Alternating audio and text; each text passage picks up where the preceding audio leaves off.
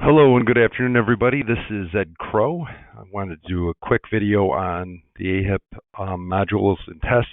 I just took it this morning, so wanted to go through it for everybody and just give you an idea of what to expect on the test, going through the modules, give you some tips.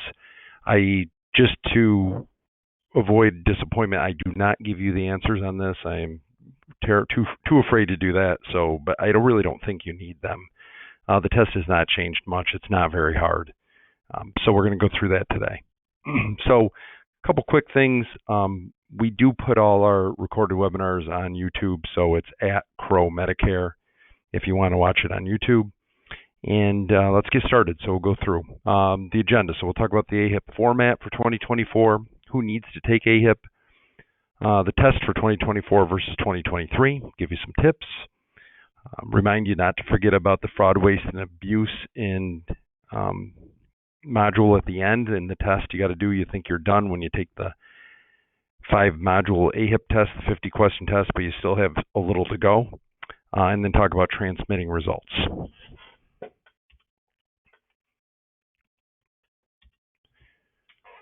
So Ahip is required by just about every carrier to sell Medicare Advantage and PDP plans. There are a few carriers that do not require Ahip. One, for example, being United Healthcare. Believe it or not, most people don't know, but you can sell United Healthcare's Medicare Advantage and PDP plans without having Ahip. However, most people take Ahip because most of the other carriers do require it. Ahip is not applicable to Medicare supplements. So most supplements don't require any kind of certification, with the exception, ironically, of United. They do require a supplement cert through Jarvis, which is strange because they're the only carrier or one of the only ones that doesn't require Ahip. But it is what it is, I guess, as they say, even though I hate that saying. So Ahip, no bearing on Medicare supplements. Also with Ahip, it's a little different than the Medicare Advantage and PDP carrier certs. The Ahip exam is good. Once you pass it, it's good for the remainder of the year. So those of you who are thinking, I'm getting started with Medicare now as of June, and I think I'll take the 2023 Ahip, you don't really need to. You might as well just take the 2024 version, which came out today on the 21st, because that's good for the rest of the year. So Ahip 2024 is good for the rest of this year and good for next year. Unlike the carrier certs, which you have to do every single year. So if you're just getting set up now and ready to write and you want to certify with a company, you've got to do the 2023 cert, and then you're going to have to do the 2024 cert as well. Not the case with Ahip. So the cost of Ahip through the standard Ahip site is $175. You can easily get it for the discounted rate of $125. You can get it multiple ways, either through the carrier certification sites, your Uniteds, Humanas, your Aetnas, Blue Crosses of the world. Almost always, all of them, if you access their modules for the certifications for their products, they give you access to Ahip for the discounted amount. We also offer it for the discounted amount through the pfsinsurance.com website. If you go on to pfsinsurance.com, you can click on the AAP toolkit, and right at the top, you'll see the discounted Ahip for $125. People often ask me, does it matter where you take it through? No. Ahip is Ahip, so it doesn't matter what links you take it through. Once you take it and pass it, it can be transmitted to all the other carriers, so you don't have to take it through Aetna or UHC or Cigna. You can take it anywhere. So take it somewhere where you get it for $125. Okay, to Ahip itself. So the modules are pretty much identical to last year. If you took this in 2023, not much has changed. There's 5 modules.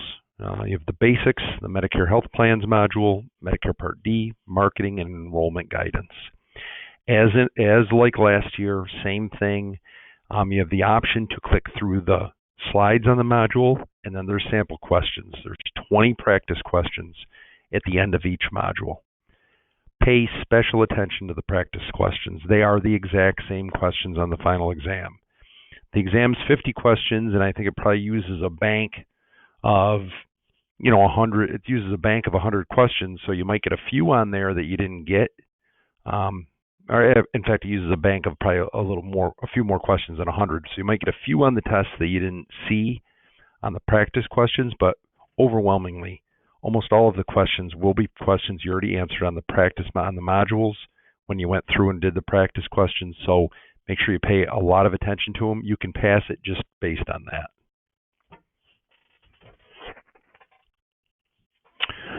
If you took AHIP in 2023, you only need to click through the slides on modules 4 and 5. So you don't have to click through modules 1, 2, and 3. You just click through the slides on 4 and 5, and then you can be ready to take the exam. However, you must answer the practice questions for all 5 modules in order to take the exam. So if you're the person who is going to you don't want to click through all the slides, you're only going to click through modules 4 and 5, just remember you got to click on all the modules and take the practice questions, and you should anyway because they're going to be on the test. But what I would recommend is, even if you're not going to click through the modules on modules 1, 2, and 3, just click on them initially so you can save them. Because if you click on them, you can save the slide deck for each module, which AHIP allows, and you can save all 5 modules. So that's what I did. I clicked through modules 4 and 5, took the practice questions, then I opened up modules 1, 2, and 3 and just saved the slides. I didn't click through them, but I saved them. Then I did the practice questions for all 5 modules, and I was ready to go. And again, I'll say it 3 times probably. Pay close attention to the practice questions. You're going to see them on the test. So the test itself is 50 questions. You need a 90 to pass, and people groan when they hear that. But again, if you paid attention to the practice questions, just remember the answers and the questions, you're going to be able to pass the test. You'll be able to get a 90, no problem. There are some new wrinkles to remember. I'm not going to go as far as laying out the question, but I'll tell you some things to pay attention to, some things to keep in mind. Remember, hospice. If somebody's on an Advantage plan and they receive hospice care, hospice is going to be covered under Original Medicare Part A. The Advantage plan is going to cover the rest of the services, but A will be split out from it, and hospice will be covered under Part A. Dialysis, it's 4 months on dialysis to get Medicare A and B. You got to be on disability for 24 months before you're Medicare eligible. Big theme this year is a new kidney. If you need a new kidney or get a new kidney, you're lucky enough to get a new kidney. It's in 36 months with a new kidney, they will take you off Medicare. However, there's that new wrinkle now for 2024 where you can maintain Part B for immunosuppressive coverage. So that question's a little tricky. You'll see it on the practice. You might get it wrong on the practice, but just remember what the right answer is. So, new kidney, you got 36 months, and usually you'd be off A and B if you weren't otherwise eligible. But because of the new immunosuppressive B, you can keep B of the option. If you're a 5-star plan, somebody has a 5-star plan, the special election, there's one per year for a 5-star plan. It runs from December 8th through November 30th every year. Here's a really interesting one. In our world, we know that if we sell somebody new to Medicare, let's just say they're turning 65 and we sell them July 1, we're going to get full commission for the year, and the renewal is going to start in January. That is not the case according to AHIP, so just remember this. If somebody, in AHIP's world, if somebody writes a brand new to Medicare July 1, they're going to get paid, the agent is going to get paid the commission from July 1 through December, and then the renewal is going to start. I mean, that's not the case in reality. Most carriers will pay us for the full year. Renewal will start in December, especially if it's new to Medicare, but in AHIP's world, it's July. You'll get paid for the months of July 1 through December, renewal in January. And then Medicaid natural disaster seems to come up a lot. That is if somebody was on Medicaid but lost it or missed an election for being on Medicaid, and they were in an area with a declared natural disaster. They have a 6-month period to get B. So let's say they missed their period due to Medicaid to get B. They have a 6-month period to get it, and it can retro back. Just things to keep in mind when you're going through the practice questions. Pay attention to those specific topics. As far as the test itself, that's 50 questions. Again, they're going to look familiar because you saw them all in the practice questions. You'll pass if you really went through all the practice questions and paid attention. If you do happen to fail 3 times, well, then you need to buy the course again. So 3 fails, buy the course again.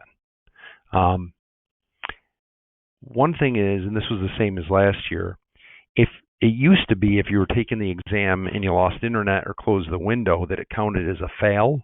It does not anymore. So if you're taking the exam and close the window, it's not going to count as one of your 3 attempts or submissions. So that's good. The bad is, though, if you're taking the exam, lose internet, or close the window, you're going to lose all the answers, too, so you'll have to start over on the test. One of my last topics here is it worth buying the C credits?